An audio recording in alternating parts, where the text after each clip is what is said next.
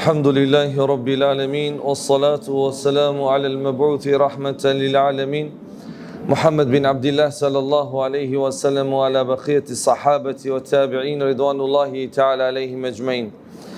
Bëjmë hamd Allahun te bareke ve teala, Allahun e falendrojmë, Allahun adhurojmë, Allahun e madhrojmë, vetëm prej Allahun ndihmë dhe falje kërkojmë. Salavatet dhe selamet Muhammed Mustafa sallallahu alaihi wasallam ja dërgojmë familjes së tij, shokëve të tij dhe mbi të gjithë ata të cilët rrugën e tij e ndjekin dhe e pasojnë.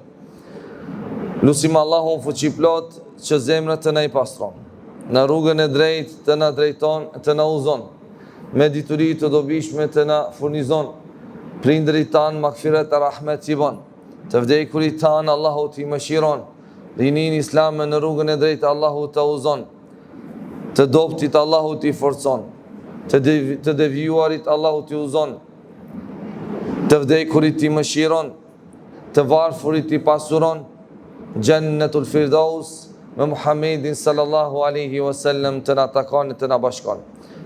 Vëllezër, për hir të Allahut, sante me lejen të Allahut subhanahu wa taala, do të mundohemi të i kalojmë disa qaste, disa minuta nën hijen e surës Ad-Duha.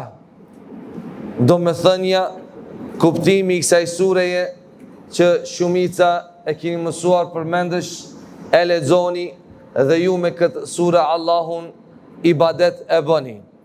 Por kishte qenë shumë e rrugës e mirë që ta dim kuptimin, do me thënjen e kësaj sureje me të cilën ne Allahun subhanahu wa taala ibadet e bëjmë. Para se të themi disa fjalë dhe të japim komentimin e kësaj sureje, do ta recitojmë këtë sure ku Allahu subhanahu wa taala thot: A'udhu billahi minash shaitanir rajim, bismillahir rahmanir rahim, wad-duha wal-layli idha saja, ma wadda'aka rabbuka wama qala, وللآخرة خير لك من الأولى ولسوف يعطيك ربك فترضى ألم يجدك يتيما فآوى ووجدك ضالا فهدى ووجدك عائلا فأغنى فأما اليتيم فلا تقهر وأما السائل فلا تنهر وأما بنعمة ربك فحدث. سورة الضحى është një sure që ka lidhshmëri me surën El-Lejl wa surën El-Sharh. Ka një lidhshmëri me surës Duha, me surës Lejl dhe surës Sharh. Pse? Sepse ka ajete të ngjashme në surën Lejl dhe në surën Duha. Për shembull, Allahu subhanahu wa taala thot: "Wa inna lana lal-akhirata wal-ula." Në të vërtet, ne kemi botën tjetër dhe këtë botë. Në surën Duha thot Allahu: "Walal akhiratu khairun wa abqa." Walal akhiratu khairun laka min al-ula. Ahireti është më i mirë për ty se kjo botë. Kurse lishmëria e surës Duha me surën Sharh, se Allahu subhanahu wa taala te sura Sharh, që është pas Duhas, Allahu vazhdon të flet për nimetet, për begatit, për dhuntit, për të mirat që ja ka dhënë pejgamberit sallallahu alaihi wasallam. Kjo sure i ka 11 ajete. Është sure mekase që ka zbritur gjatë qëndrimit të pejgamberit sallallahu alaihi wasallam në Mekke, para hijretit, para emigrimit të pejgamberit sallallahu alaihi wasallam për në Medinë. Ju e dini vëllezër se një kohë shpallja u ndërprej. Kishte ndërprerje të shpalljes. Thuhet 15 ditë, thuhet 40 ditë, thuhet me muaj. Shpalla ju ndërprej pejgamberit sallallahu alajhi wasallam. Xhibrili, shoku më i afërt i Muhamedit sallallahu alajhi wasallam, nuk i vinte më Muhamedit sallallahu alajhi wasallam. Takimet e Xhibrilit me Muhamedin sallallahu alajhi wasallam u ndërprejnë. Kjo ndërprerje e takimit të pejgamberit së me Xhibrilin dhe ndërprerja e kontaktit tokë dhe qiell ishte shkak për një mërzi e madhe ose që të mërzitet pejgamberi sallallahu alaihi wasallam. Mushrikët nisën ta provokojnë pejgamberin sallallahu alaihi wasallam. Një grua i tha djalli e ka lanë ma shokun i vet, po i vjen ma me pa.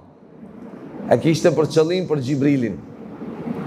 Të tjerët thoshin e ka haruma Zoti Muhamedin. Se shpallja u ndërprej. Ishin momente të rënda për pejgamberin sallallahu alaihi wasallam, mirë po, e cila ndërprerje kishte atë hikmetin urtësinë e saj. Pse Allahu subhanahu wa taala e ndërpreu shpalljen për një kohë caktuar. Pas gjithë tyre fjalëve që ja thanë pejgamberit sallallahu alaihi wasallam, Allahu subhanahu wa taala e dërgon Gjibrilin alayhis salam pas një kohe të gjatë, i paraqitet e ka plan i gjithë qiellin, nuk ka pa në qiell kur gjë pejgamberi së pos Gjibrilit. Madhësia e madhe dhe meleku prej melekëve më të mëdhej, Gjibrili alayhis salam, që e ka plan krejt qiellin. E moment gëzimi për pejgamberin sallallahu alaihi wasallam, edhe zbrit sureja Wadduha. Çka është për qëllim? Wadduha, pasha paraditën, mëngjesin, kanë thënë dita, komente të ndryshme. Duha thuhet pas namazit sabahit. Wadduha, pasha paraditën. Kush betohet? Kush është ky që betohet për paraditën? Kush është ky që betohet për diellin? Që betohet për hanën, për krejt këto krijesa që veti ka krijuar. Ai është Allahu subhanahu wa taala. Allahu i madh, dijeni se kur betohet në diçka, ajo aludon në madhështinë e asaj gjëje. Wat-tini waz-zaytun, pasha fiqin dhe ullirin. Allahu betohet në fiqin dhe ullirin. Pra, në këto dy gjëra ka një madhështi të madhe, një gjë të madhe, një rëndësi, një peshë. E betohet në diellin, në hanën. Wash-shamsi wadduhaha, wal-qamari idha talaha. E betohet në paraditën ose dritën e mëngjesit. Allahu betohet në kohën e paraditës kur drita përhapet. Koha që do të jetë në xhennet. Në xhennet nuk do të ketë natë, nuk do të ketë errësirë, nuk do të ketë nxehtësi. Do të jetë kjo kohë. Kur drita përhapet, kur jeta zgjohet, pas një gjumi të thellë dhe një gjysmë vdekjeje, Allahu subhanahu wa taala na mundsoi përsëri të zgjohemi dhe t'i themi Allahut alhamdulillahi alladhi ahyana. Falendrimi takon Allahut i cili na ngjalli ba'da ma amatana, masi që na vdiq. Se gjumi është gjysmë vdekje. Wa ilayhi nushur, dhe tek ai do të ringjallemi. Te ai do të kthehemi. E është koha kur ne ngjallemi përsëri, mas sa i gjysmë vdekje, dhe kur shpresa rritet, vazhdojmë ditën me punë, me kërkim të nafakës, me qaste, momente gëzimi, lumturie, po edhe momente sprova e fatkeqësie. Dietarët kanë thënë duha duha është fillimi i ditës, që është simbol i dritës pas errësirës. Ku na bën me dije se pas errësirës vjen drita. Ku na bën me dije se pas belas, provës, vjen zgjedhja, vjen lehtësimi, vjen kollajllëki. Simboli i dritës pas errësirës, paralajmërim për ne se pas vështirësisë vjen lehtësimi. Pa tjetër nata të kalon, nuk mbetet. E pa tjetër problemi të përfundon. Jo që për çdo herë do të vazhdon. Siç e ka nata fundin e saj, edhe problemi, shqetësimi, sprova e ka fundin e saj. Bindu. Wa duha, bindu se Allahu betohet për paraditën ose dritën e mëngjesit. Masi që Allahu të betohet dhe ta bon me dije se mas natës vjen mëngjesi, vjen drita, mos haro se mas e keqes vjen lehtësimi. Wal lejli idha seja, pasha natën kur mbulohet, kur qetësohet dhe mbulon gjithë shka. Pasha natën kur qetësohet dhe mbulon gjithë shka. Natë është e qetë, sepse të gjithë pushojnë mas një lodhjeje dhe angazhimi të madh gjatë ditës dhe aktivitet, pushojnë se trupi, shpirti i njeriut ka nevojë për pushim. Mas gjithë tyre angazhimeve, ngarkesave, kërkim të nafakës, adhurimeve, trupi i njeriut, shpirti i njeriut ka nevojë të qetëson, të flenë, të pushon. Wa ja'alna al-layla libasa, e kemi bën natën tesh, veshje, petk, që mbulon, kaplon, sepse nata është moment qetësie, rahatie, ku njeriu pushon. Nata është koha, momenti i lëvizjeve të botës së djajve dhe gjinve. Kurse për njeriu është koha, momenti i pushimit, post nëse njeriu ka një nevojë, a është udhtim, a është ku të ndonjë smundti, ose vjen për namaz të yacis. Lëvizja gjatë natës pa nevojë nuk është e mirë. Çdo lëvizje që bëhet natën, çdo shëtitje pa nevojë, pa arsye, është në dëm të njeriut. Lëvizjet më para, në atë kohë kur s'ka pas drita, natën ishin shumë pak. Dhe gjatë natës, gjatë udhëtimeve të ndryshme që i kanë bos të gjyshërit tanë, kanë dëgju zëra të ndryshëm. Kanë historinë, ngjarje të ndryshme. Sot, njerëzit e murën atë mekamin, atë pozitën e botës së gjinve, gjintë sun shëtisin rahat gjatë natës, se njerëzit u bon ma gjina se gjintë. Njerëzit u bon ma gjina se gjintë, kërkojnë rahatlëk dikun ku mund shëtisin gjintë, sepse pun që i bojnë sot njerëzit, o zotruna. E kjo është një prej shkaqeve që sot njerëzit vujnë dhe i kanë problemet e tyra, për shkak se nuk u përmbahen porosive kuranore dhe haditheve profetike. Allahu vazhdon betohet dhe pasha natën kur qetësohet. Ri qetë në kohë të qetë. Knaqu në momentit të qetë. Shfrytëzoj këtë qetësi që Allahu ta ka dhënë. Sepse kjo natë mbulon gjithçka. Seja do të thot u qetësua, do të thot u shtri, u mbulua me errësirë. Wal lejli idha seja. Nata përfaqëson heshtjen, vështirësinë, periudhën e ndërprerjes së shpalljes.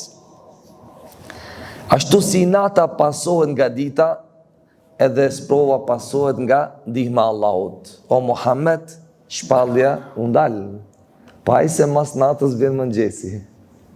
Ai se mas errësirës vjen drita. Ato thanë gjithçka të provokuan, ti thanë fjalët madranda, ama vjen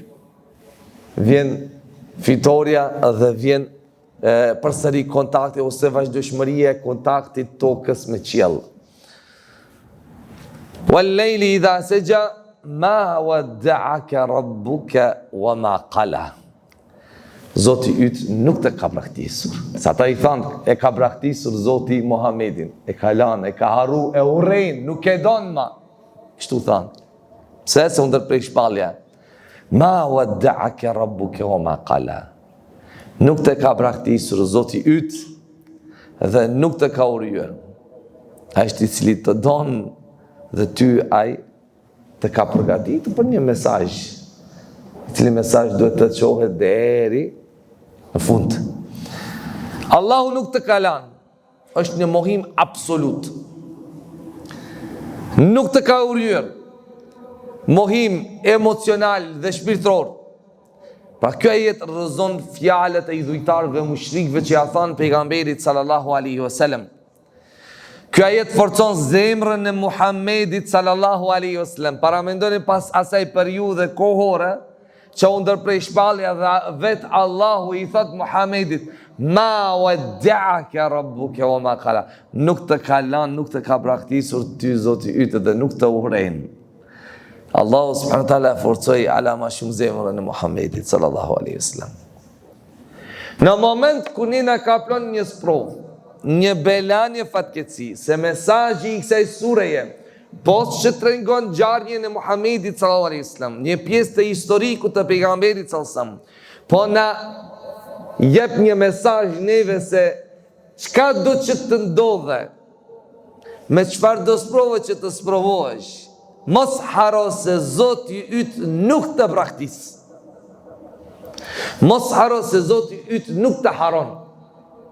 Përderisa në zemrën tënde imani në Allah ekziston, përderisa dashuria ndaj Allahut në zemrën tënde pushon, përderisa syt lotojnë për Allah, përderisa po pendohesh, po të vjen keq për mëkatet që Allahu t'ja bën dhe me të cilët mëkate Allahu ne mëkaton, dije se Allahu ty nuk të urren dhe nuk të ka braktis. Po zgjati sprova 1 vjet, edhe 10 vjet, mos hynë çështjet e Allahut, edhe Muhamedi sasëm nuk e dinte se sa kohë, deri kur nuk do të atakon Gjibrilin. Po ja, mas natës ardhë mëngjesi. Mas natës ardhë mëngjesi, që i vetëm tregohu i fort, i qëndrushët, i bindur në Allahu subhanahu wa taala, se pas vështirësisë vjen lehtësimi. Kjo është provë e sinqeritetit të shpalljes, se sikur të ishte Kurani një shpikje njerëzore që dikush e ka shpik prej njerëzve, shpallja nuk do të ndërpritej. Edhe prandaj Allahu subhanahu wa taala e ka ndërprej shpalljen. Kanë thënë ulemaja se në fillim të shpalljes Muhamedi sallallahu alaihi wasallam u friksua. Siç e dini, shkoi te Hatixha dhe kërkoi për saj që ta mbulon, etët e kapën, u trishtou, u friksu pejgamberi sallallahu alaihi wasallam, pa një krijesë që kurse kishte pa, diçka e frikshme, u lodh.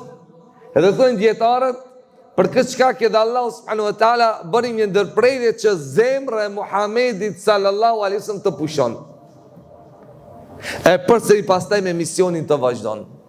E gjithashtu edhe të dëshmohet se kjo shpallje, ky Kur'an është prej Allahut, kur do e lëshon, kur do e nal.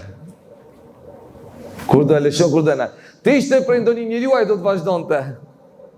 Ama Allahu e ndali, s'ka. A Muhamedi sallallahu alaihi wasallam vazhdoi. Të kishte qenë Muhamedi që e ka shkruar Kur'anin, do vazhdonte. Po vetë mushrikët i thanë, e harroi Zoti Muhammedin. Vetë mushrikët që nuk besun në Allah, në realitet ato besun në Allah, por refuzun Allah unë të adhurojnë, vetë ata e pohuan me gjuhën e tyre se Zoti e ka harru Muhammedin. Si këtë të kishte qenë një Kur'an që vetë e ka shënu, pejgamberi sëmë do të vazhdonte me shkrimi shënimi, po ishte umi, ishte një njeri që nuk dinte as shkrim, as lexim sallallahu alaihi wasallam. Walal akhiratu khairul laka min al-ula. Akhireti për ty është më e mirë se kjo botë.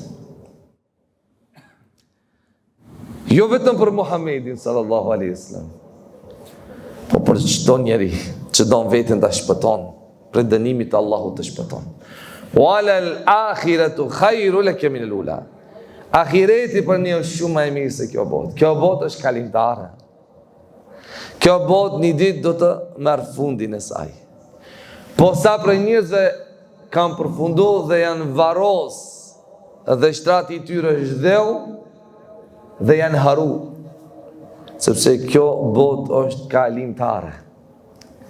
E diçka që është kalimtare dhe diçka që nuk është kalimtare, nuk mund të jetë më e mirë ajo që është kalimtare nga ajo që nuk është kalimtare. Edhe nuk mund të jetë më e mirë ajo në të cilën ekzistojnë të gjithë të këqijat se xheneti. Ku këto Allahu na ka sjell prej xhenetit, se baza jonë është xheneti. Nëse pak ndalemi dhe mendojmë, ne pra ardhen e kemi prej xheneti, sepse aty ishte Ademi alayhis salam. Por ne jemi sjellën në këtë dynja për ta dëshmojmë imanin ton, besimin ton, dhe se duhet të kthehemi atje ku duhet të jemi si besimtar. E nuk mundet të jetë kjo dynja ku ekziston shirku, mosbesimi, vëllavrasjet, vjedhjet, të gjithë të këqijat, të jetë më e mirë se bota tjetër. Dynja është e përkohshme, e mbushur me belaja, me sprova, me fatkeqësi.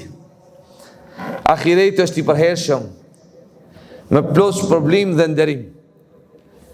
Kjo ajet është një ngushëllim për Muhamedit sallallahu alaihi wasallam. Masin dëgjoj çka thon.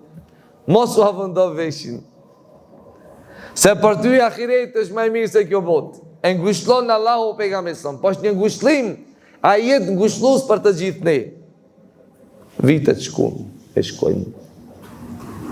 Nëse u drejtojmë vëllezërve më të moshuar pleqve, edhe neve të gjithëve, një kohë ku kanë qenë 15 vjeçar, 20 vjeçar, ku epshi, bukuria në mashtronte të gjithëve, dhe mundësia për bërë gjëra që Allah nuk i ka dashur. Koha kaloi, vitet kaluan, pamja, forma e njeriu të ndryshoi, dhe hap pas hapi ja po afrohemi të shkojmë tek Allahu subhanahu wa taala. E me çka? Çfarë bagazhi kemi me veti? Me çka do shkojmë? Valla zemrët tona më shumë të lidhur për këtë botë, apo më shumë të lidhura për botën tjetër? A i dumi më shumë ahiretin, apo këtë botë? Nëse ngarejmë dhe gara më shumë bëjmë për ahiretin, kjo dëshmon se më shumë e dumi ahiretin. Por nëse garojmë më shumë për këtë botë, kjo dëshmon se ne jemi të dashuruar dhe kemi bërë një qafë me këtë botë e jo për atë botë. Lutim Allahun që zemrat ne pastron dhe dashurinë dhe asaj bote Allahu të na shton. Pasi që Allahu e ngushëllon Muhamedit sallallahu alaihi wasallam, "Wala sawfa yu'tika rabbuka fatarda." Kalojnë ata ardhë mëngjesi. Për ty ahireti është më i mirë se kjo botë. Zoti yt ty do të japë dhe ti do të jesh i kënaqur. Ato thanë çka thonë? Allahu ty do të japë dhe ti do të jesh i kënaqur. Do të japë ndërmjetësimi, shefatin i vetmi që do ta ketë të drejtë Muhamedi sallallahu alaihi wasallam. Na mundsoft Allahu shefatin, ndërmjetësimin e Muhamedit sallallahu alaihi wasallam në ditën e ahiretit. Allahu do të japë haudhin. Allahu do të japë xhenetin. Allahu do të mundësoj shpëtimin e një pjesë madhe të umetit. Allahu ty do të apë dhe ti do të kënaqesh o Muhammed. Thot pejgamberi sallallahu alaihi wasallam, Zoti im do të më bëj të kënaqur për umetin tim. Siç e dini, Muhamedi sallallahu alaihi wasallam ka thënë, martohuni e shtohuni se shumë do të jem krenar me umetin tim sa umet i madh në ditën e ahiretit. Umeti më i madh. Dhe i pari umet që do të futet në xhenet prej umeteve. I vetmi umet që ka drejt për ndërmjetësim për shefat. Umetet tjera nuk kanë. I vetmi umet që ka të drejt ndërmjetësimin e pejgamberit vet, Muhamedi sallallahu alaihi wasallam. I vetmi umet që pejgamberi i parë do të futet në xhenet, Muhamedi sallallahu alaihi wasallam. S'ka umet më të mirë se ky umet. Nuk ka umet më të ngritur se ky umet. E këtë vlerë të madhe që Allahu na e ka dhënë, e mos me adit vetit, o Zot, uzo në rrugën e drejtë. Sa që thuhet Musa alayhis salam ka shprehur dëshirën që të jetë pjesë e umetit Muhamedit sallallahu alaihi wasallam. Kur ka pasë çka Allahu i shpall Musës për ardhin e pejgamberit sallallahu alaihi wasallam. Derisa ka shpreh dëshirë, ka kërku, ka thënë, o Allah, bon pjesë e umetit Muhamedit sallallahu alaihi wasallam. Para mendoj, Musa alaihi salam ka shpreh dëshirë që sante të jetë bashkë me ty këtu dhe ti dëgjon këto ligjërat. E ne nuk e dim vlerën vetit ton si umet pejgamberit sallallahu alaihi wasallam. Thot Allahu subhanahu wa taala, alam yajidka yatiman fa'awa? A nuk të gjeti jetim dhe të strehoj? Kjo ndodhi me Muhamedit sallallahu alaihi wasallam. I vdiq Abdul Muttalibi, i vdiq Abu Talibi, pra babgjyshi i tij, migja e tij. I vdiqën prindërit, ku e strehoj? Ku ishte murën përsipër? Migja i tij. Po kush e bëni që migja i tij të marrë? Allahu subhanahu wa taala. Sa jetima ka, u kam vdek prindërit e u kam vra. Pa ata jetima rriten, martohen dhe kryen familje. Alam yajidka yatiman fa'awa? A nuk të gjeti ti jetim dhe të strehoj? Këtë e bëri Allahu subhanahu wa taala. Pra masi që humbi pejgamberi sësëm baban e tij para lindjes dhe nanën në moshën e vegjlis, atë e strehoi Allahu subhanahu wa taala te Abdul Muttalibi e pastaj edhe te xhaxhai i tij Abu Talibi. Çfarë mesazhi na e pallau përmes këtij ajeti? Mesazhi na e pallau përmes këtij ajeti se Allahu kujdeset për jetimin. Ti a i ndihmova, si ndihmova, a i dha, nuk i dha, a ledhatove, nuk e ledhatove, është për ty. Ti fitove se nuk fitove. Por Allahu kujdeset për jetimin. E Allahu që kujdeset për jetimin, për gjë tjetër, thot, une dhe ai dhe kujdestari, thot, jetimit jemi kështu. Thot pejgamberi sa, une dhe kujdestari jetimit jemi kështu, bashkë. Ka thënë dietarët ulemaja, kaq afër apo kaq diferencë mes tyre dyve. Çaq shumë të afër me pejgamberin sallallahu alaihi wasallam, se vet Muhamedi sallallahu alaihi wasallam ka qenë jetim. Vet është rrit jetim, edhe ai që e bën jetimin të qanë, e mërzit, e shqetëson, ose mallin e han, ai e bën që të dridhet arshi i Allahut subhanahu wa taala. Në momentin kur qanë jetimi, për shkak të një mërzie që ja bën tjetri, dridhet arshi i Allahut azza wa jall. Çaq shumë punë rande e keq. Sepse Allahu subhanahu wa taala thot, a nuk të gjeti ty jetim dhe të strehoj, se Allahu është ai i cili kujdeset.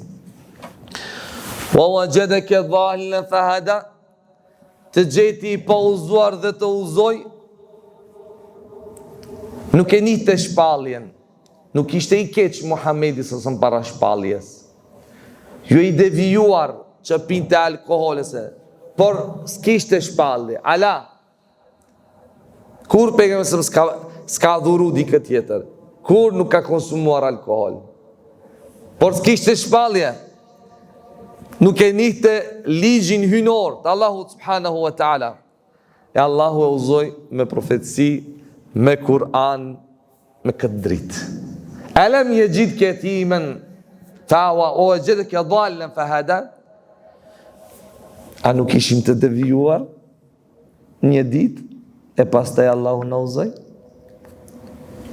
A nuk kaluan disa vite që ne për namaz nuk mendonim?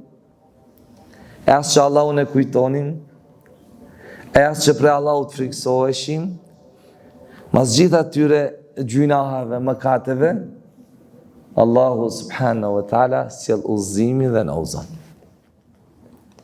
Sot sante ti ish këto të marrësh pjesë dhe gjë kush tjetër që prezanton një xhami tjetër në mezhliset e hajrit, e ka falë namazin,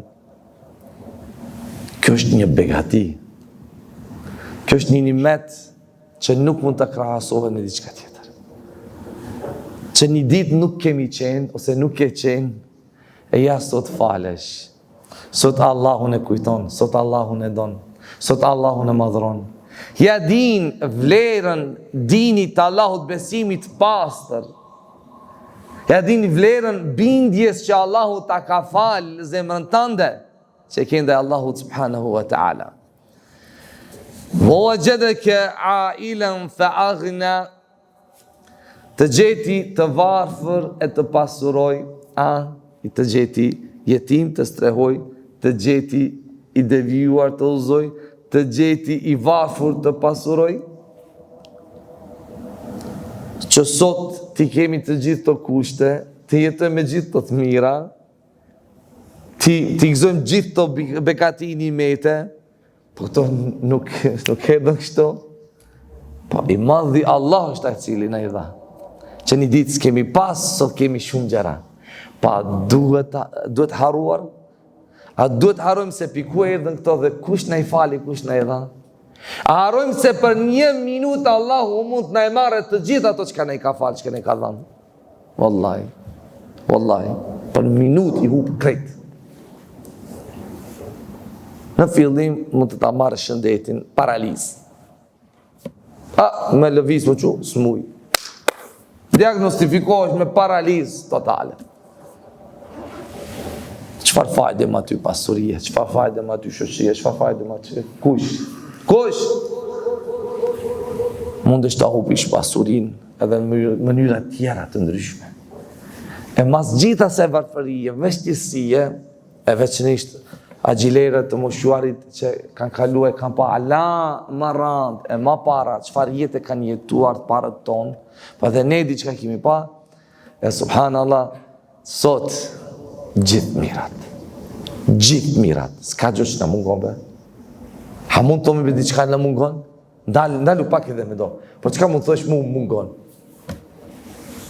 S'u thosh, din çka thosh. Nuk din çka thosh se jo frigon, kavin e ke mush me ushqim për 1 muj, për 2 muj. Frigon me lloj ushqime të ndryshme. Alhamdulillah, gjithçka posëdojmë kemi përsëri të paknaqur. Përsëri kënaqësi jo. Pse? Për shkak se imani është i dobët. Bindja dhe Allahut është i dobët. Për shkak se ai cili na fal kënaqësinë zemrën tonë është Allahu. Nuk do të jemi të kënaqur përderisa nuk e bindemi plotësisht Allahu subhanahu taala. Po krejt botën ta kesh. Miliarderi më i madh të jesh. Fajde nuk bën. Prandaj pasuria më e madhe që Allahu na fal është imani, e pastaj çdo gjë tjetër që ne e posedojmë e më para nuk e kemi pas.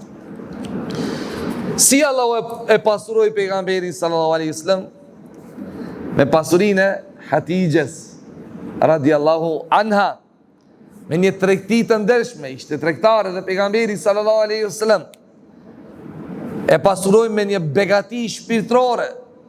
Ishte i qetë, i rahatshëm, i durushëm, modest, bujar, i mirë. Atë që i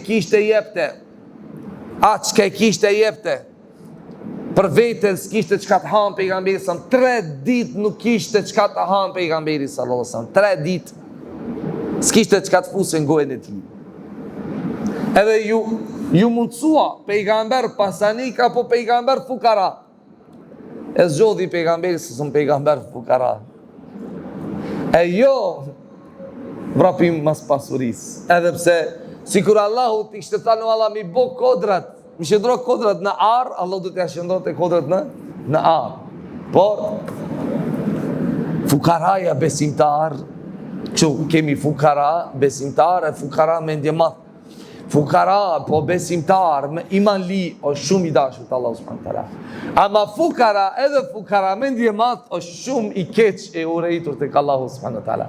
Edhe s'ka, edhe me ndje madh.